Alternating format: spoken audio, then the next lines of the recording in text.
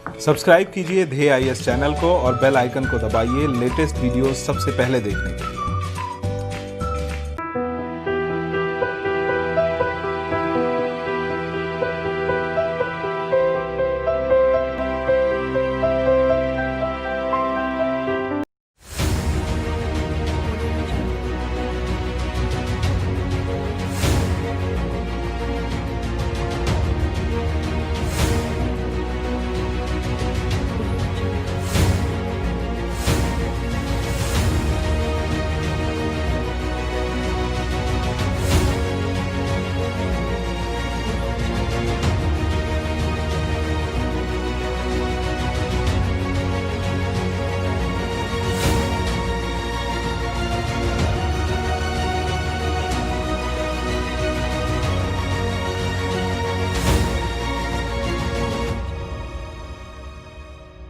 नमस्कार, मैं सुनील वर्मा ध्येय आईएएस टीम की ओर से आपका स्वागत करता हूं ध्येय टीवी पर। हम बात करेंगे डेली करंट अफेयर्स के अपने प्रोग्राम पर, जैसा कि हम प्रतिदिन करते आए हैं। आज के वीडियो में हम बात करेंगे भारत चीन संबंध पर और देखेंगे भारत चीन संबंध नेहरू से लेकर मोदी तक किस रूप में हमें दिखाई देते हैं। हमें समझना होगा कि भारत और चीन के संबंध ऐतिहासिक रूप में कैसे रहे हैं, आज़ादी के समय कैसे रहे हैं, नेहरू की सरकार ने कौन कौन सी गलतियां की थी जिनका खामियाजा हमें 1962 के युद्ध में देखना पड़ा। फिर उसके बाद देखेंगे कि 1962 के बाद भारत ने चीन के संदर्भ में अपनी विदेश नीति में कौन कौन से परिवर्तन किए और उनका क्या परिणाम प्राप्त हुआ। और उसके बाद सबसे लास्ट में समझेंगे कि वर्तमान की जो सरकार है वह चीन को जिस तरीके से कंट्रोल करने का प्रयास कर रही है, कहीं वह नेहरू की ही पहली ही भूल को दोहरा तो नहीं रही, अर्थात कहीं हम ऐतिहासिक भूलों को दोबारा रिपीट करने का तो प्रयास नहीं कर रहे। आइए हम इसको समझने का प्रयास करते हैं। भारत और चीन प्राचीन समय से विश्व की दो बड़ी शक्तियां हैं जिनके मध्य संबंध मधुर और तनाव वाले दोनों रूपों में रहे हैं, अर्थात कभी मधुर रहे तो कभी तनाव वाले रहे। और ये जो संबंध विकसित हुए हैं वह लंबे दौर में विकसित हुए हैं और हमेशा परिवर्तित रहे, अर्थात एक जैसे नहीं रहे। इसलिए वर्तमान संबंधों को समझने के लिए हमें जो ऐतिहासिक कालक्रम है उसको समझना होगा। इसलिए हम थोड़ा सा दो तरह से इसको समझने का प्रयास करेंगे कि भारत और चीन के बीच समानता के बिंदु कौन से हैं। समानता के बिंदु यह बताएंगे कि किन किन मुद्दों पर हम दोनों की जो आइडियोलॉजी है, जो विचारधारा है, वो एक जैसी होनी चाहिए। मैंने शब्द यूज किया, होनी चाहिए। असमानता के बिंदु यह बताएंगे कि भारत और चीन में कौन कौन से अलगाव हैं, कौन कौन से मुद्दों पर लेकर हमारी सहमति नहीं बन सकती। तो समानता और असमानता के बिंदु किसी देश के संदर्भ में विदेश नीति के लिए सबसे महत्वपूर्ण निर्णायक होते हैं।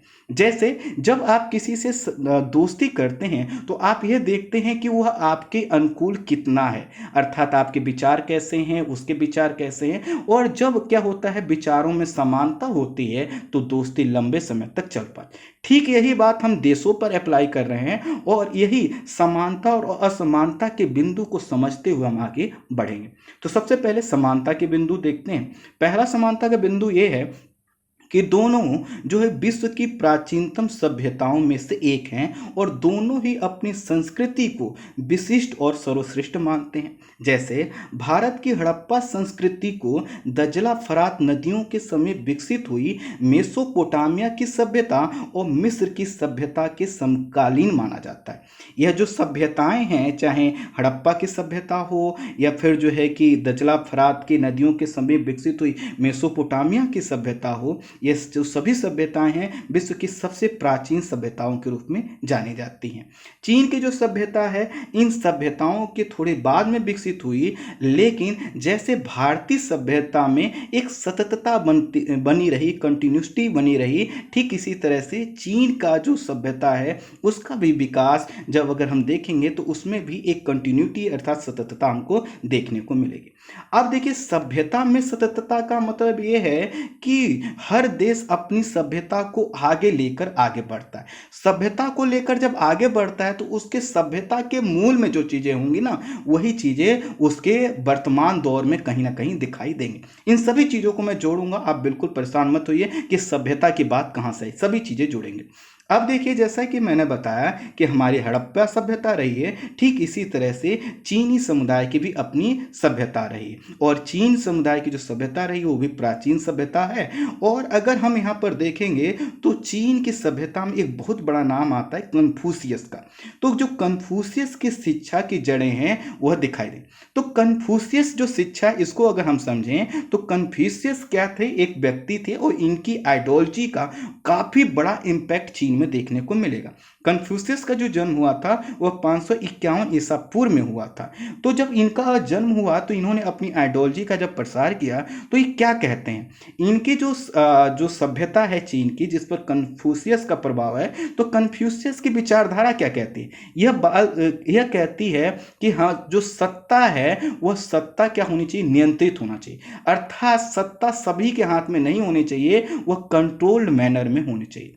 परंपरा को यह महत्व देते हैं, राष्ट्रभक्ति को महत्व देते हैं, बड़ों का सम्मान करने की बात कहते हैं, और सेना के लिए बलिदान करने की भी बात करते हैं। ये पितृसत्ता समाज की स्थापना की बात करते हैं, महिला अधिकारों को ये खारिज करते हैं। जैसा कि मैंने बताया कि जो सत्ता यहाँ पर चीन में होगी, जिसकी आइडियोलॉजी का प्रसार कर रहे हैं कन्फ्यूशियस, इसमें कहा जाता है कि सत्ता क्या होगी, नियंत्रित होगी। जबकि हमारी जो सभ्यता है वह नियंत्रित सत्ता नहीं है। अगर आप देखेंगे तो हमारी सभ्यता क्या दिखाई देगी, लिबरल दिखाई देगी, सभी के हाथ में शक्ति के केंद्रण की बात करेगी, जनतंत्र की बात करेगी, ना कि एक ऐसी सत्ता के केंद्र की बात करेगी जो सभी को क्या करे, अपनी शक्ति के दम पर शासित करने का प्रयास करे। तो कुल मिलाकर हमने क्या देखा कि जो चीन की सभ्यता है और भारत की सभ्यता दोनों है प्राचीन, लेकिन दोनों में एक मूल अंतर है। मूल अंतर यह है कि भारतीय जो सभ्यता है वो सभी के अधिकारों को मान्यता देती है, जबकि चीन की जो सत्ता है वह क्या करती है, नियंत्रण की बात करती है, जनता पर अधिक से अधिक नियंत्रण की बात करती है। अब आपने देखा होगा कि जब माओ आए और माओ ने क्या किया, साम्यवादी चीन का गठन करने का प्रयास किया, माओ ने क्रांति की, तब भी उन्होंने चाहा कि कन्फ्यूशियस की जो शिक्षाएं उनमें थोड़ा सा परिवर्तन किया जाए, क्योंकि साम्यवाद की आइडियोलॉजी को बढ़ाना था।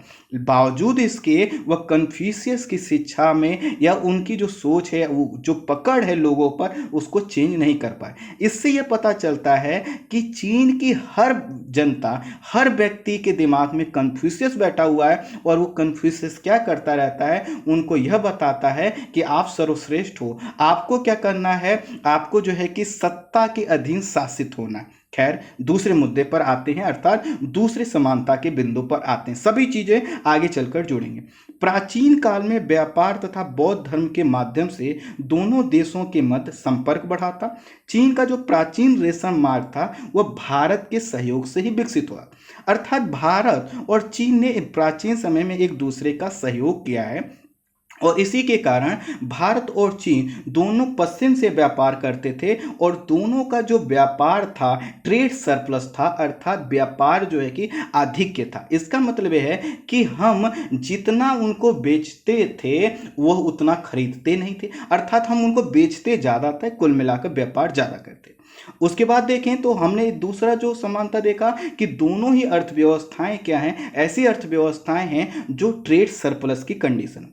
अगर हम पहली और दूसरी और तीसरी शताब्दी के दौरान देखें तो हमें एक और समानता दिखाई देगी, और वह समानता दिखाई देगी बौद्ध यात्रियों के संदर्भ में। तो जो भारतीय बौद्ध यात्री थे वहाँ उन्होंने क्या किया, जो है कि रेशम मार्ग के माध्यम से चीन की यात्रा की। ठीक चीन के लोग जैसे इसिंग है, फाहियान है, वेनसांग है, ये भी भारत की यात्रा पे आए। अर्थात सांस्कृतिक और शैक्षिक आदान प्रदान दोनों के मध्य होता था, एक सांस्कृतिक समानता यह दिखाई देती है। चीन का जो रेशम मार्ग था उस पर वह अगर नियंत्रण रख पाता था तो वह सिर्फ और सिर्फ इस वजह से क्योंकि भारत में जो उत्तर में जो सत्ता होती थी उसके रेशम मार्ग को प्रोटेक्ट करती थी। अब दूसरा समानता का बिंदु ये भी अगर हम देखें कि दोनों देशों ने क्या, यह तो ऐतिहासिक स्वरूप में देखा कि भारत और चीन के संबंध कैसे थे। अब हम थोड़ा मध्यकाल में देखें तो मध्यकाल में दोनों देशों ने क्या किया है, बाहरी आक्रमण झेले।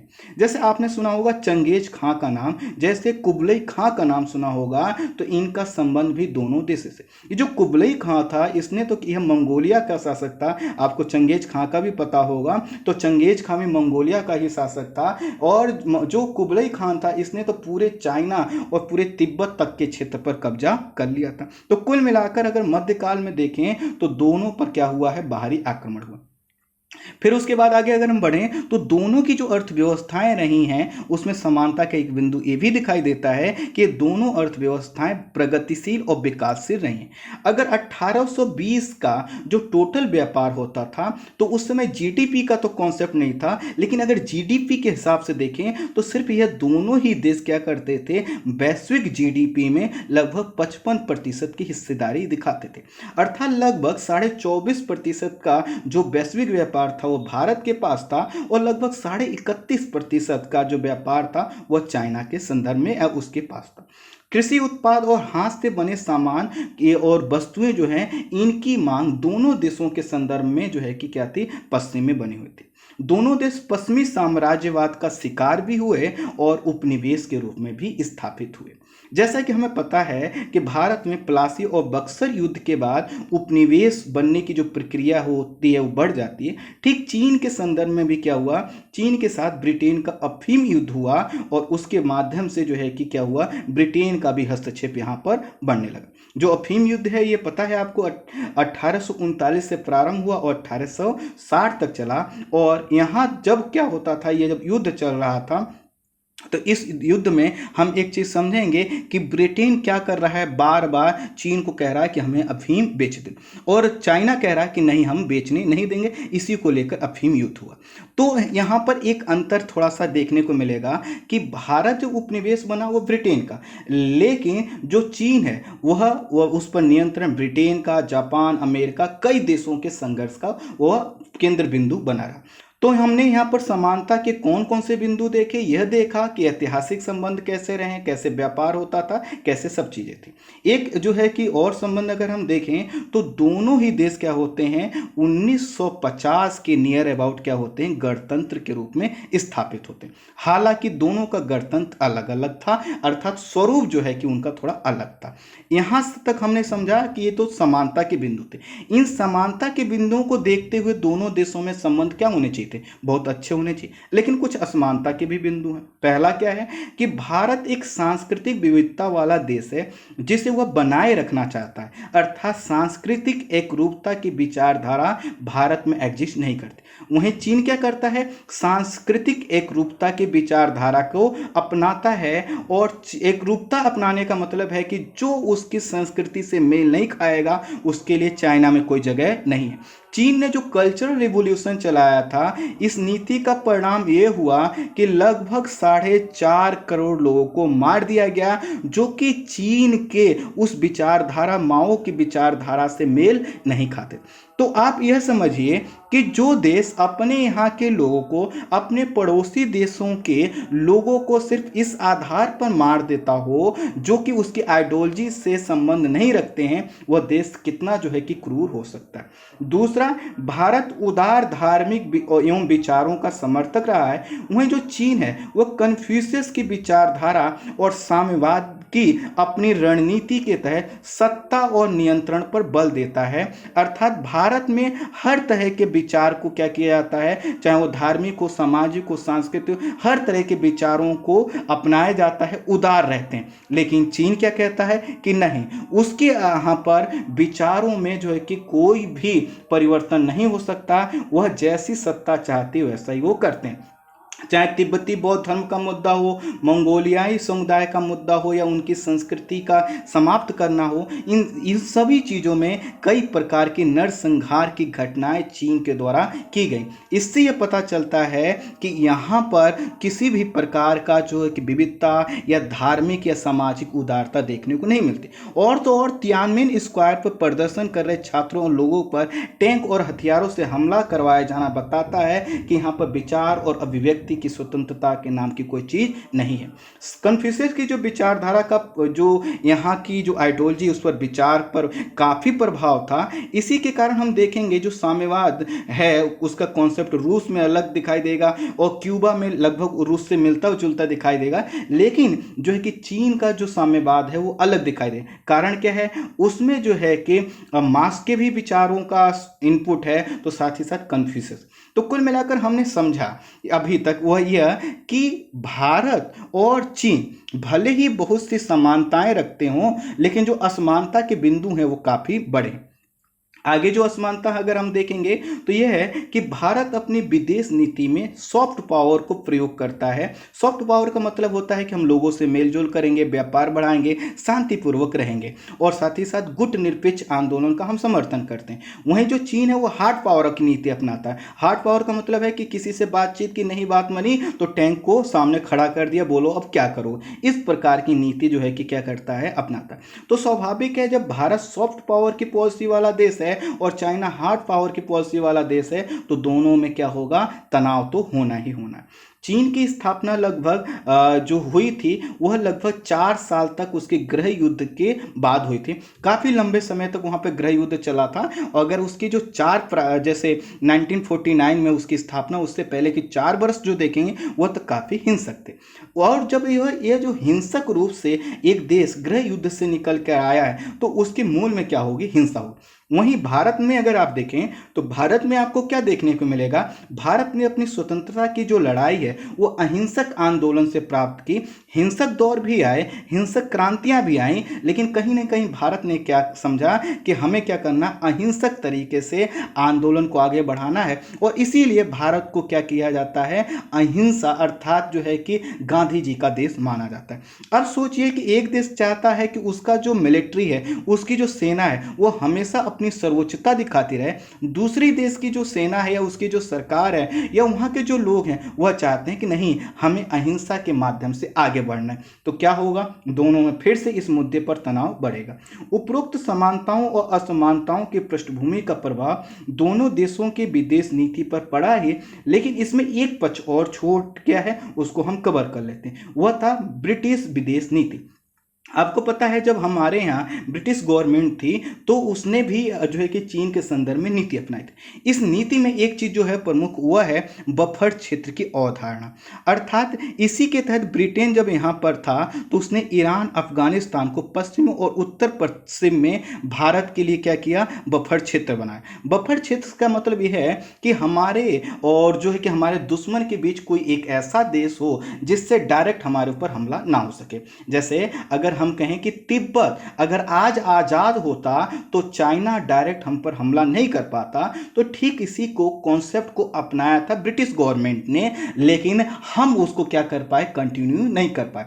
तो समझिए ब्रिटिश सरकार ने कहा था कि हमें क्या करना है, बफर क्षेत्र बनाना है, और इसी के तहत ईरान और अफगानिस्तान को बफर क्षेत्र बनाया गया था। ठीक इसी तरह से तिब्बत को भी बफर क्षेत्र बनाया गया था, और इसी से मिलती जुलता ही कुछ कॉन्सेप्ट लेकर हमने नेपाल, भूटान और सिक्किम को भी रणनीतिक महत्व प्रदान किया था।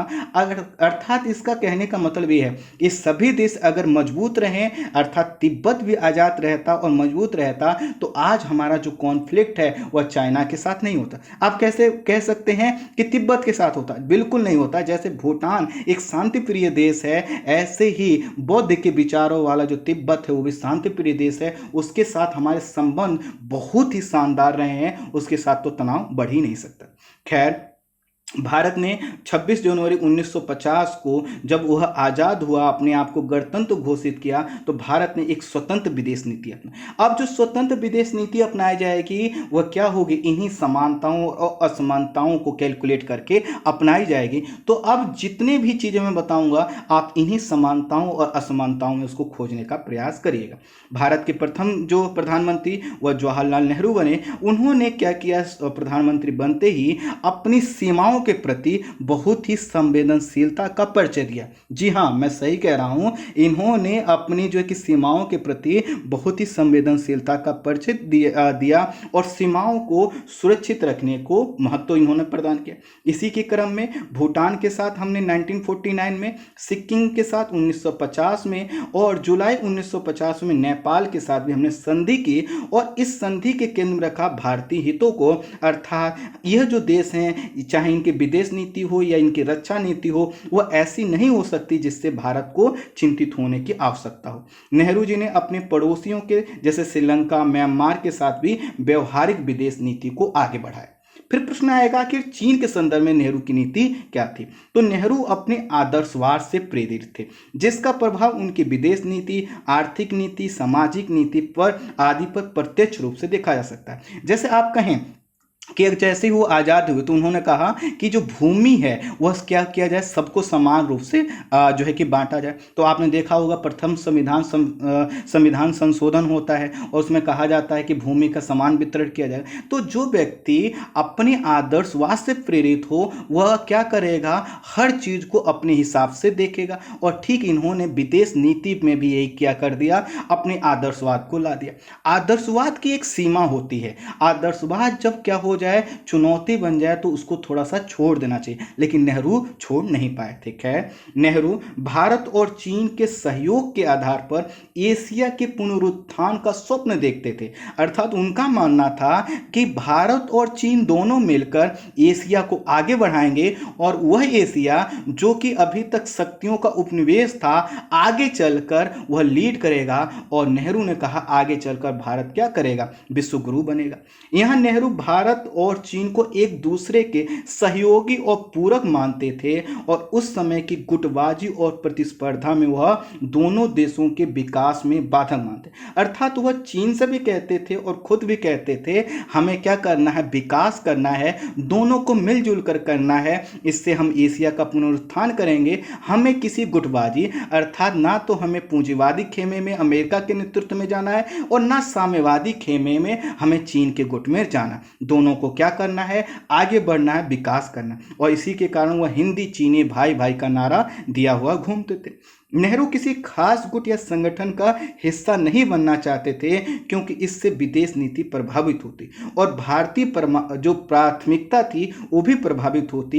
इसलिए उन्होंने सोचा हम गुटबाजी में नहीं पड़ेंगे, और गुटबाजी में नहीं पड़ेंगे तो हम अपने जो जेन्युइन मुद्दे हैं उन पर हम अपना ध्यान लगा पाएंगे। क्योंकि उस समय अगर हम अमेरिका के पास जाते तो रूस नाराज हो जाता, रूस के पास जाते तो अमेरिका नाराज हो जाता। इसलिए भारत ने कहा कि हमें इस पचड़े में पड़ने की जरूरत नहीं। लेकिन यह जो हम सोच रहे हैं ना, आगे चलकर इसी में थोड़ा सा विवाद उत्पन्न होगा। जब क्या होगा, चाइना हमारे ऊपर हमला करेगा तो हमारे पास कोई नहीं हो। आगे बढ़ते हैं। खैर, चीन को सोवियत रूस से पृथक कर भारत यह चाहता था कि एशिया की ओर उसको मोड़ा जाए और एशिया ही हित को प्राथमिकता दिया जाए। अर्थात चीन जो साम्यवाद की विचारधारा को लेकर आगे बढ़ रहा था, खासकर माओ का जब शासन आया और जब माओ ने जो है कि नए जो है कि चीन की स्थापना की, तो इस समय थोड़ा सा नेहरू को लगा कि यह तो अजीब हो गया। वह तो चाहते थे कि थोड़ा सा जो है कि माओ की भी जो आइडियोलॉजी है, चीन जो है कि उनका साथ दे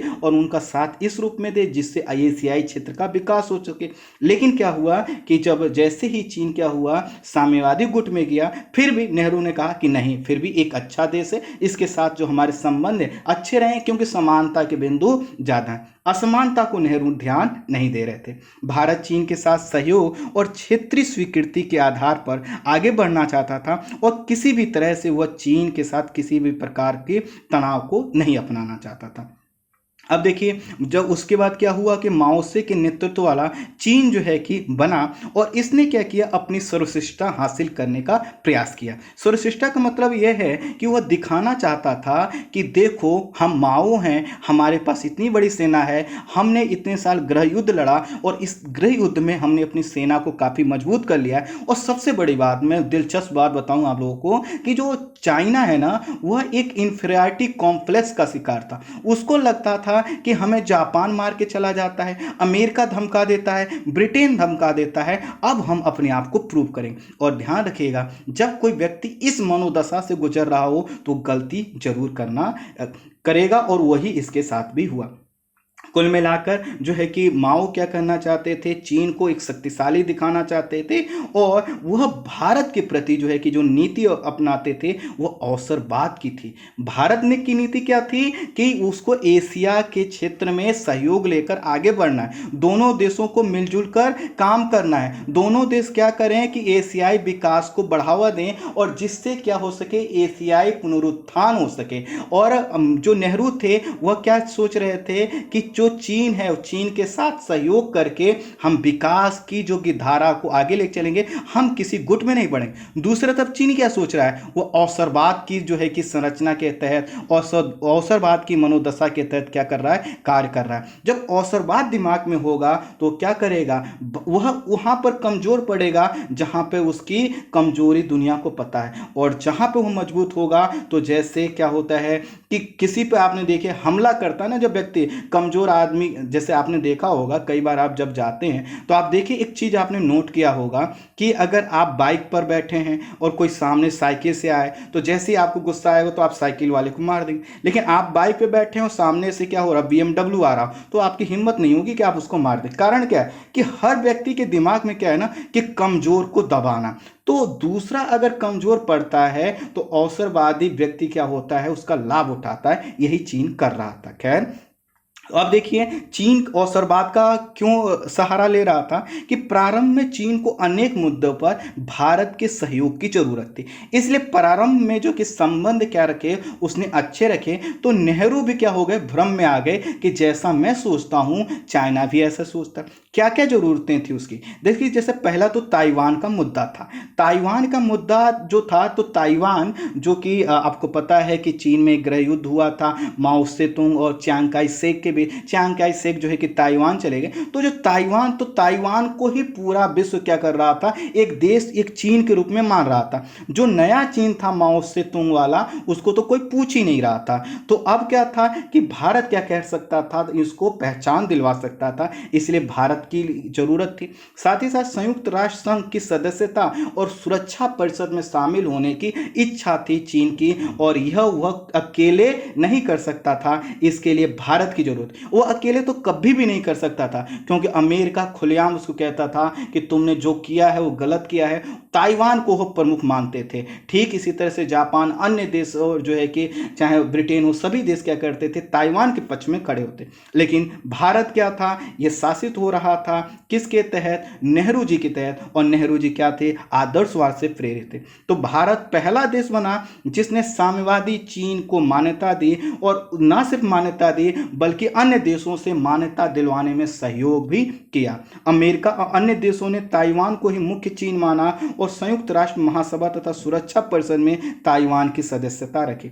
भारत ने कंपेनिंग करके चीन को सुरक्षा परिषद में शामिल करवाया। कई लोगों का मानना है कि भारत खुद को सुरक्षा परिषद की सीट ले लेनी चाहिए थी, क्योंकि अमेरिका ब्रिटेन का सहयोग उनको मिल जाता, समर्थन प्राप्त हो जाता और मिल भी सकता था। लेकिन यहाँ पर मैं एक चीज़ क्लियर करना चाहूँगा कि वहाँ पर ये जो दौर था ना, यह दौर है शीत युद्ध का। तो अगर अमेरिका मान लीजिए क्या करता, हम जो है कि हमको कहता कि आप सुरक्षा परिषद के सदस्य बन जाओ, और भारत कहता ठीक हमको बना दीजिए, लेकिन वहाँ पर दिक्कत ये आती कि रूस क्या करता, वीटो कर देता। वीटो पावर इसलिए यूज कर देता कि वो बिल्कुल नहीं चाहता कि भारत जैसा बड़ा देश क्या हो जाए, अमेरिका की खेल में जाए। तो अगर रूस क्या कर देता, वीटो पावर यूज कर लेता, तो क्या हम बन पाते, नहीं बन पाते। तो भारत इस हकीकत को समझता था, और भारत जो है कि नेहरू जी के आदर्शवाद को लेकर आगे बढ़ रहा था। इसलिए भारत ने कहा कि नहीं, हम तो बन ही जाएंगे, पहले क्या करते हैं, यह एक जो देश है जो परेशान हो रहा है, जिसकी पहचान का संकट है, हम इसको शामिल करवा देते हैं।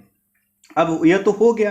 अब वो उसके बाद क्या हुआ कि भारत गुट निरपेक्ष आंदोलन के बांडुंग सम्मेलन के माध्यम से चीन ने अपनी जो है कि पहचान हासिल की। अर्थात भारत ने कहा कि देखो हम गुट निरपेक्ष आंदोलन प्रारंभ करने जा रहे हैं, कई देश मिलकर आएंगे, चलो तुमको भी लेकर चलते हैं। बांडुंग सम्मेलन में जो है कि नेहरू जी इसको लेकर गए, चीन को लेकर गए, और चीन आपको बताएं कि चीन क्या कर रहा था, ऐसे साथ में था नेहरू जी के जैसे उसकी कोई पहचान ही नहीं और ना ही थी।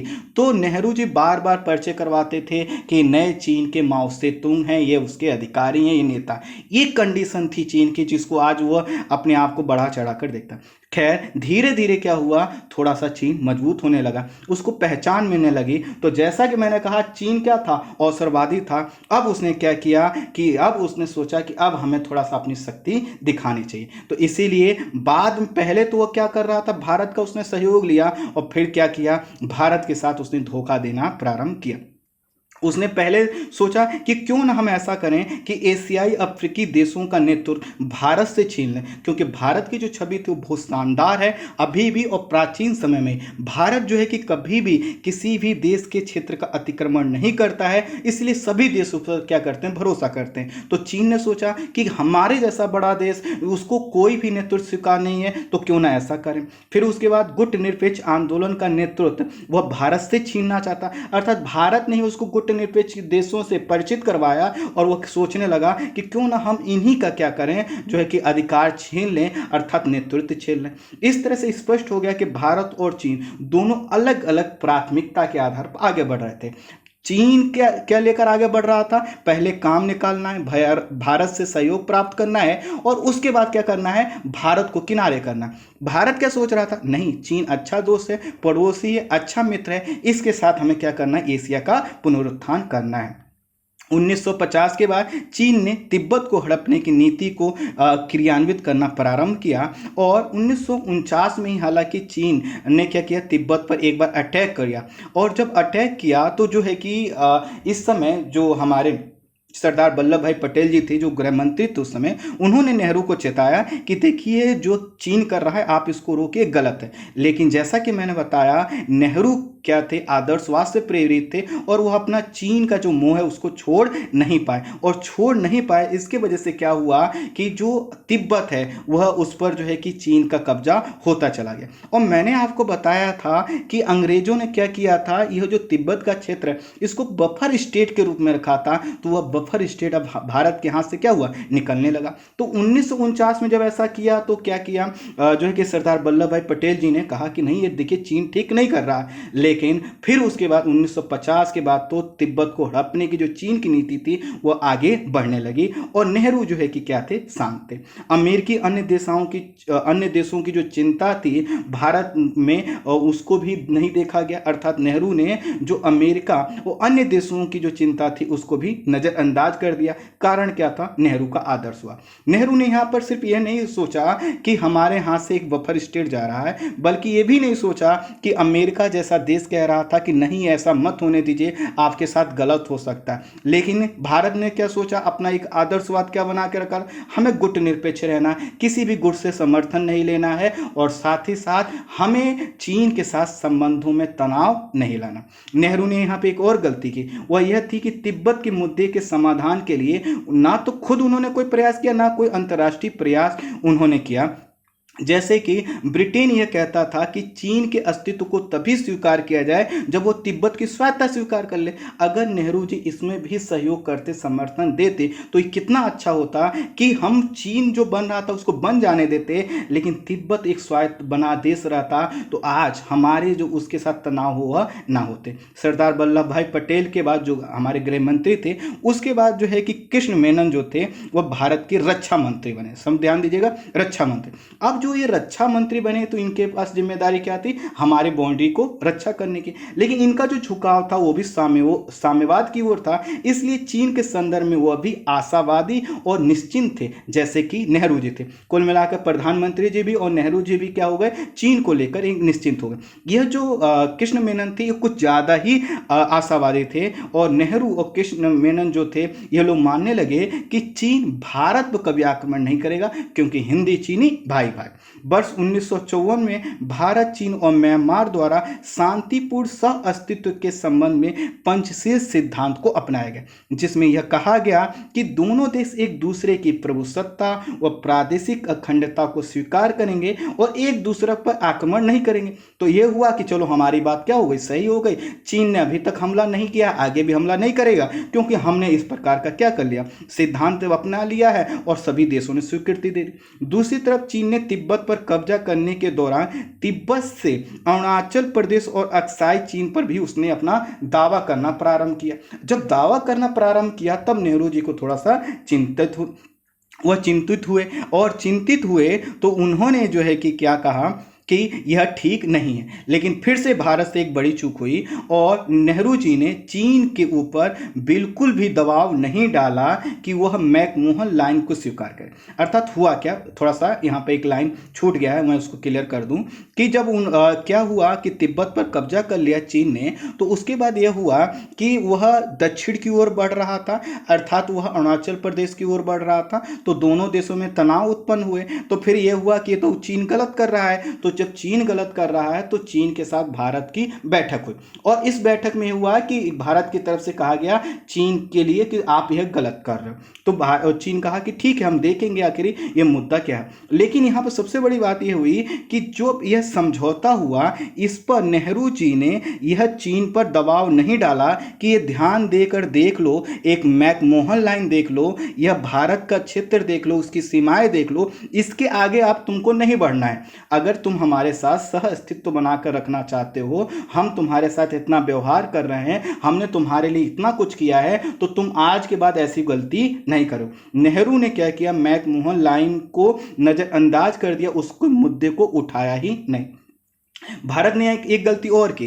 भारत ने क्या किया, कश्मीर के संदर्भ में चीन से यह स्वीकृति प्राप्त नहीं किया कि कश्मीर भारत का अभिन्न अंग है, और दूसरी तरफ भारत ने क्या तुरंत स्वीकार कर लिया कि तिब्बत तो क्या है, चीन का हिस्सा है। अर्थात जब कश्मीर का भारत में विलय हुआ, तुरंत पाकिस्तान जो है कि चाइना के पास गया, उसने कहा कि माई बाप हमको थोड़ा सा यह सहयोग दिलवाइए। तो चीन जो है कि बार बार कश्मीर को लेकर बयानबाजी देता था और वह यह कहता था कि जो है कि इस मामले पर भारत और पाकिस्तान दोनों को थोड़ा सा ध्यान देना चाहिए। वो कभी ये नहीं कहता था कि जो है कि क्या है कि जो कश्मीर वो भारत का ही भाग है। और इस तरह से सोचिए, जब वो हमारा एक राज्य जिसके साथ हमारा विलय हुआ है उसको स्वीकार नहीं कर रहा, तो हम तिब्बत को क्यों स्वीकार करने लगे। नेहरू जी ने यहाँ पर भी क्या किया था, ये गलती किया था। यहाँ पर एक गलती ये भी हुई कि भारत ने इन सब मुद्दों में अमेरिका से दूरी बनाए रखा, जबकि अमेरिका को साथ लेकर चीन पर दबाव बनाया जा सकता था, तो साथ ही रूस को भी हम नाराज होने से बचा सकते थे। यही तो हमारी कूटनीतिक जो है कि मजबूती होनी चाहिए थी, जिसमें हम क्या रहे, विफल रहे। चीन के पड़ोस में एक और घटना घटित हुई जिसने चीन के मनोबल को और बढ़ा लिया। 1953 में स्टालिन में जो है कि रूस में स्टालिन की मौत हो जाती है और उसके बाद सोवियत संघ का जो नेतृत्व आता है वो खुश्चेव के पास आया और खुश्चेव और माओ की बनती नहीं थी।